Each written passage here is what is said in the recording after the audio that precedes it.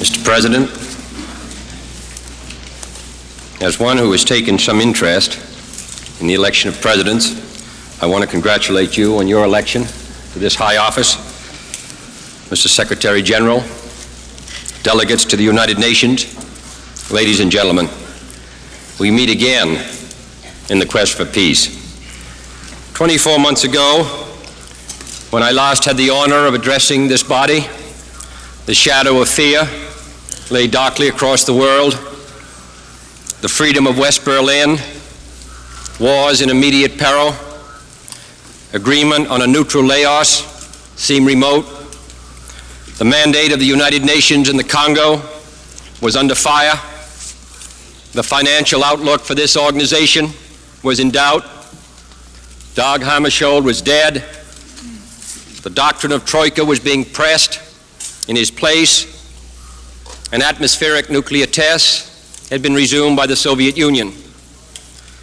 Those were anxious days for mankind, and some men wondered aloud whether this organization could survive. But the 16th and 17th General Assemblies achieved not only survival, but progress.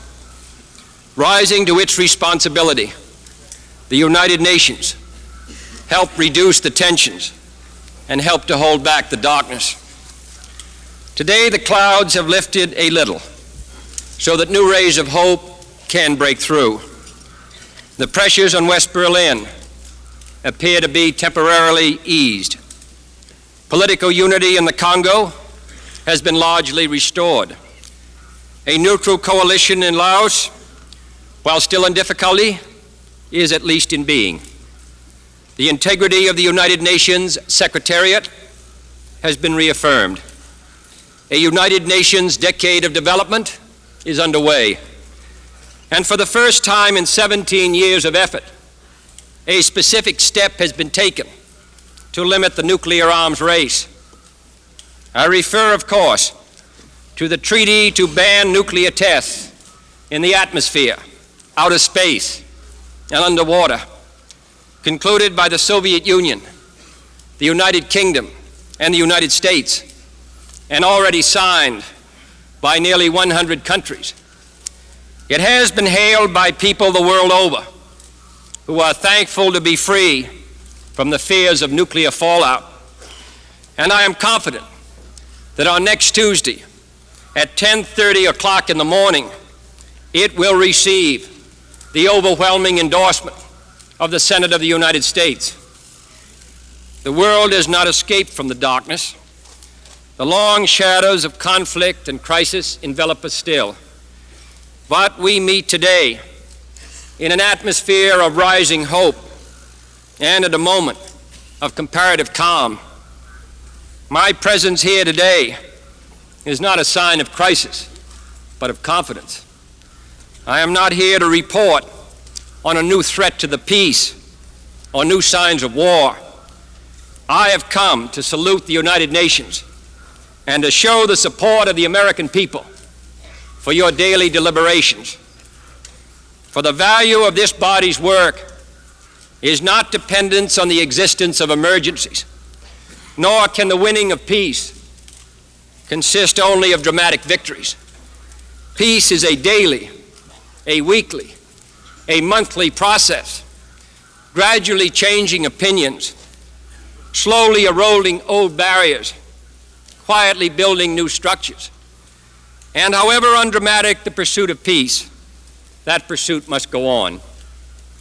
Today we may have reached a pause in the Cold War, but that is not a lasting peace. A test ban treaty is a milestone, but it is not the millennium. We have not been released from our obligations. We have been given an opportunity. And if we fail to make the most of this moment and this momentum, if we convert our newfound hopes and understandings into new walls and weapons of hostility, if this pause in the Cold War merely leads to its renewal and not its end, then the indictment of posterity will rightly point its finger at us all.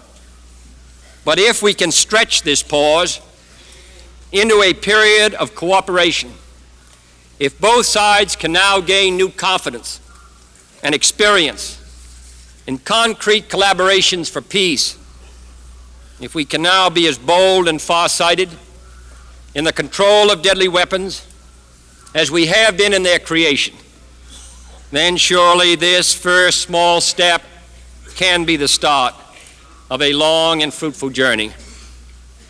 The task of building the peace lies with the leaders of every nation, large and small, for the great powers have no monopoly on conflict or ambition. The Cold War is not the only expression of tension in this world, and the nuclear race is not the only arms race. Even little wars are dangerous in a nuclear world.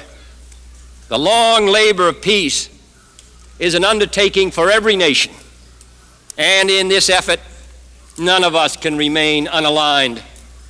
To this goal, none can be uncommitted. The reduction of global tension must not be an excuse for the narrow pursuit of self-interest. If the Soviet Union and the United States, with all of their global interests and clashing commitments of ideology, and with nuclear weapons still aimed at each other today, can find areas of common interest and agreement, then surely other nations can do the same. Nations caught in regional conflicts, in racial issues, or in the death throes of old colonialism. Chronic disputes which divert precious resources from the needs of the people or drain the energies of both sides serve the interests of no one. And the badge of responsibility in the modern world is a willingness to seek peaceful solutions. It is never too early to try, and it's never too late to talk. And it's high time that many disputes on the agenda of this assembly were taken off the debating schedule and placed on the negotiating table. The fact remains that the United States, as a major nuclear power, does have a special responsibility to the world. It is, in fact, a threefold responsibility. A responsibility to our own citizens, a responsibility to the people of the whole world who are affected by our decisions, and to the next generation of humanity.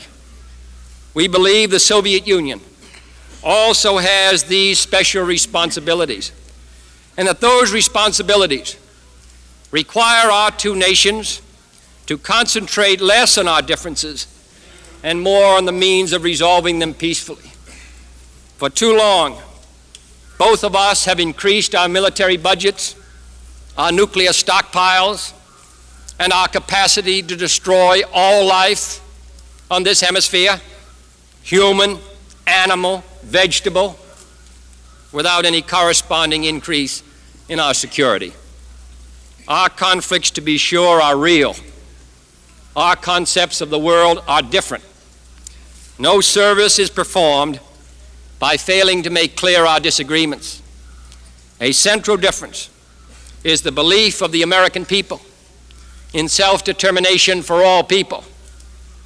We believe that the people of Germany and Berlin must be free to reunite their capital and their country. We believe that the people of Cuba must be free to secure the fruits of the revolution that have been betrayed from within and exploited from without. In short, we believe that in all the world, in Eastern Europe as well as Western, in Southern Africa as well as Northern, in old nations as well as new, that people must be free to choose their own future without discrimination or dictation, without coercion or subversion.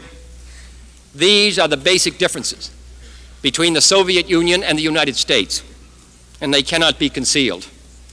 So long as they exist, they set limits to agreements, and they forbid the relaxation of our vigilance. Our defense around the world will be maintained for the protection of freedom, and our determination to safeguard that freedom will measure up to any threat or challenge. But I would say to the leaders of the Soviet Union and to their people that if either of our countries is to be fully secure, we need a much better weapon than the H-bomb, a weapon better than ballistic missiles or nuclear submarines, and that better weapon is peaceful cooperation. We have in recent years agreed on a limited test ban treaty, on an emergency communications link between our capitals, on a statement of principles for disarmament, on an increase in cultural exchange, on cooperation in outer space, on the peaceful exploration of the Antarctic, and on tempering last year's crisis over Cuba. I believe, therefore, that the Soviet Union and the United States, together with their allies, can achieve further agreements, agreements which spring from our mutual interest in avoiding mutual destruction. There can be no doubt about the agenda of further steps. We must continue to seek agreements on measures which prevent war by accident or miscalculation. We must continue to seek agreement on safeguards against surprise attack, including observation posts at key points. We must continue to seek agreement on further measures to curb the nuclear arms race by controlling the transfer of nuclear weapons, converting fissionable materials to peaceful purposes, and banning underground testing with adequate inspection and enforcement. We must continue to seek agreement on a freer flow of information and people from east to west and west to east. We must continue to seek agreement, encouraged by yesterday's affirmative response to this proposal by the Soviet Foreign Minister on an arrangement to keep weapons of mass destruction out of outer space. Let us get our negotiators back to the negotiating table to work out a practicable arrangement to this end. In these and other ways, let us move up the steep and difficult path towards comprehensive disarmament, securing mutual confidence through mutual verification, and building the institutions of peace as we dismantle the engines of war. We must not let failure to agree on all points delay agreements where agreement is possible. And we must not put forward proposals for propaganda purposes. Finally, in a field where the United States and the Soviet Union have a special capacity, in the field of space, there is room for new cooperation, for further joint efforts in the regulation and exploration of space. I include among these possibilities a joint expedition to the moon. Space offers no problems of sovereignty. By resolution of this assembly, the members of the United Nations have forsworn any claim to territorial rights in outer space or on celestial bodies, and declared that international law and the United Nations Charter will apply. Why, therefore, should man's first flight to the moon be a matter of national competition? Why should the United States and the Soviet Union, in preparing for such expeditions, become involved in immense duplications of research, construction, and expenditure? Surely we should explore whether the scientists and astronauts of our two countries, indeed of all the world, cannot work together in the conquest of space, sending someday in this decade to the moon, not the representatives of a single nation, but the representatives of all of our countries. All these and other new steps towards peaceful cooperation may be possible. Most of them will require, on our part, full consultation with our allies, for their interests are as much involved as our own, and we will not make an agreement at their expense. Most of them will require long and careful negotiation, and most of them will require a new approach to the Cold War, a desire not to bury one adversary, but to compete in a host of peaceful arenas in ideas and production, and ultimately in service to all mankind. The contest will continue. The contest between those who see a monolithic world and those who believe in diversity. But it should be a contest in leadership and responsibility instead of destruction. A contest in achievement instead of intimidation. Speaking for the United States of America, I welcome such a contest, for we believe that truth is stronger than error, and that freedom is more enduring than coercion. And in the contest for a better life, all the world can be a winner. The effort to improve the conditions of man, however, is not a task for the few.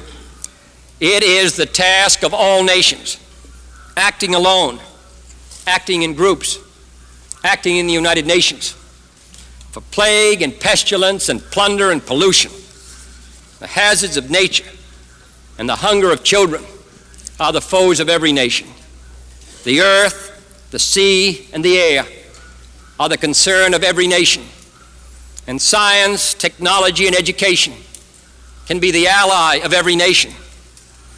Never before has man had such capacity to control his own environment, to end thirst and hunger, to conquer poverty and disease, to banish illiteracy and massive human misery. We have the power to make this the best generation of mankind in the history of the world, or to make it the last. The United States, since the close of the war, has sent over $100 billion worth of assistance to nations seeking economic viability. And 2 years ago this week, we formed a Peace Corps to help interested nations meet the demand for trained manpower.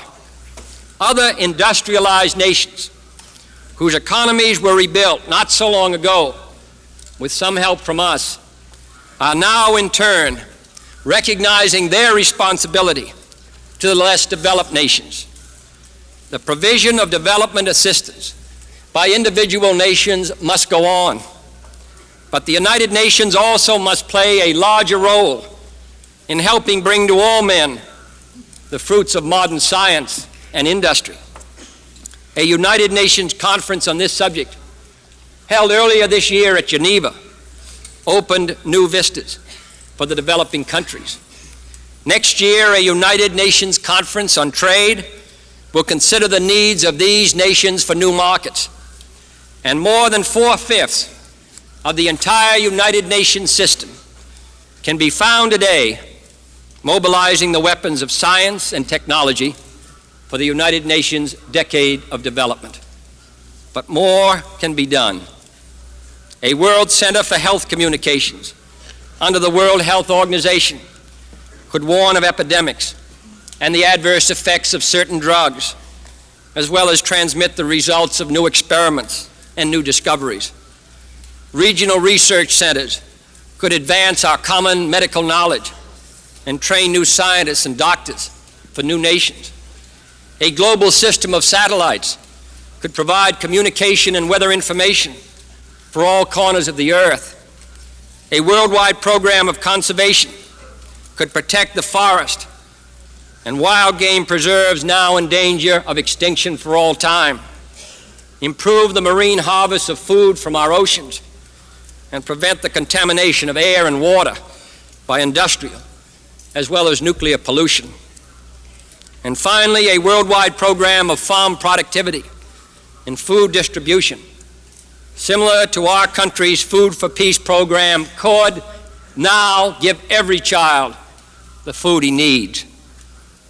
But man does not live by bread alone, and the members of this organization are committed by the Charter to promote and respect human rights. Those rights are not respected when a Buddhist priest is driven from his pagoda, when a synagogue is shut down, when a Protestant church cannot open a mission, when a cardinal is forced into hiding, or when a crowded church service is bombed. The United States of America is opposed to discrimination and persecution on grounds of race and religion anywhere in the world, including our own nation. We are working to right the wrongs of our own country through legislation and administrative action, through moral and legal commitment. This government has launched a determined effort to rid our nation of discrimination, which has existed far too long in education, in housing, in transportation, in employment, in the civil service, in recreation, and in places of public accommodation.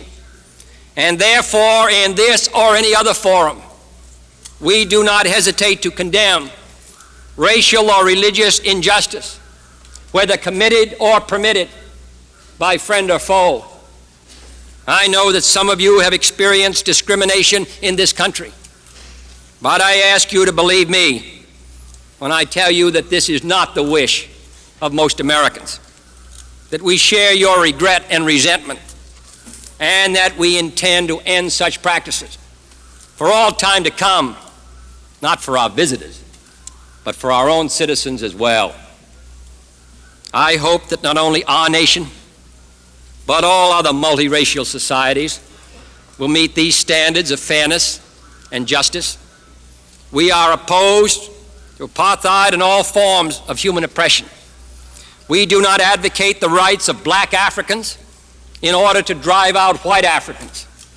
Our concern is the right of all men to equal protection under the law.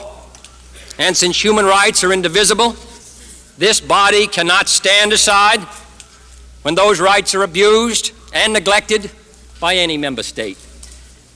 New efforts are needed if this Assembly's Declaration of Human Rights, now 15 years old, is to have full meaning.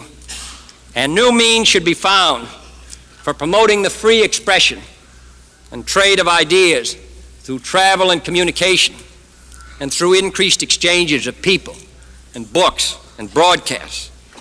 For as the world renounces the competition of weapons, competition in ideas must flourish, and that competition must be as full and as fair as possible. The United States delegation will be prepared to suggest to the United Nations initiatives in the pursuit of all these goals. For this is an organization for peace, and peace cannot come without work and without progress. The peacekeeping record of the United Nations has been a proud one, though its tasks are always formidable. We are fortunate to have the skills of our distinguished Secretary General and the brave efforts of those who have been serving the cause of peace in the Congo and the Middle East, in Korea and Kashmir, in West New Guinea and Malaysia. But what the United Nations has done in the past is less important than the tasks for the future. We cannot take its peacekeeping machinery for granted. That machinery must be soundly financed, which it cannot be if some members are allowed to prevent it from meeting its obligations by failing to meet their own. The United Nations must be supported by all those who exercise their franchise here, and its operations must be back to the end. Too often a project is undertaken in the excitement of a crisis, and then it begins to lose its appeal as the problems drag on and the bills pile up. But we must have the steadfastness to see every enterprise through. It is, for example, most important not to jeopardize the extraordinary United Nations gains in the Congo. The nation which sought this organization's help only 3 years ago has now asked the United Nations presence to remain a little longer.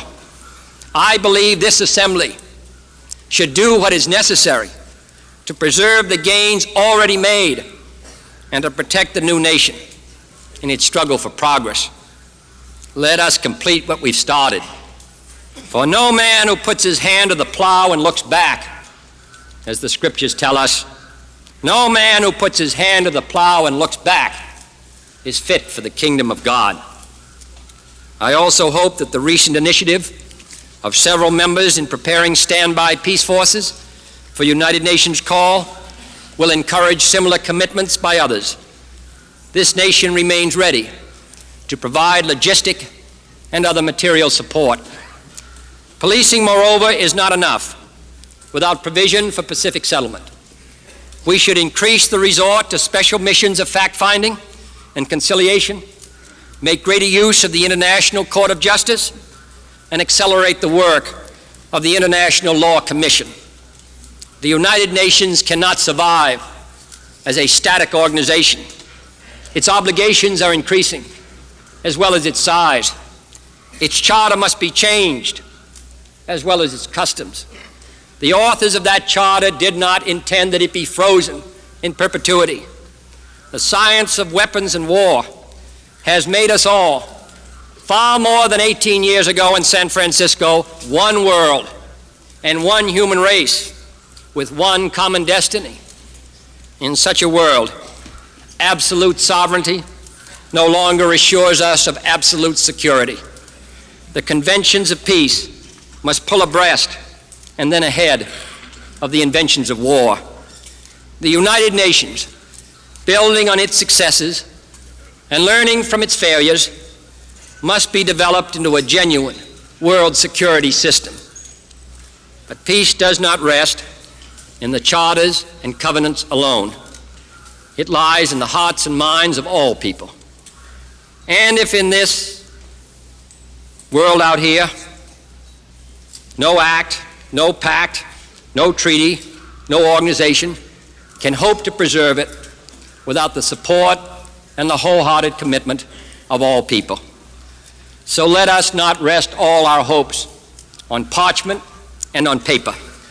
Let us strive to build peace, a desire for peace, a willingness to work for peace in the hearts and minds of all of our people. I believe that we can. And I believe the problems of human destiny are not beyond the reach of human beings. 2 years ago, I told this body that the United States had proposed and was willing to sign a limited test ban treaty. Today, that treaty has been signed. It will not put an end to war. It will not remove basic conflicts. It will not secure freedom for all, but it can be a lever. And Archimedes, in explaining the principles of the lever, was said to have declared to his friends, "Give me a place where I can stand, and I shall move the world."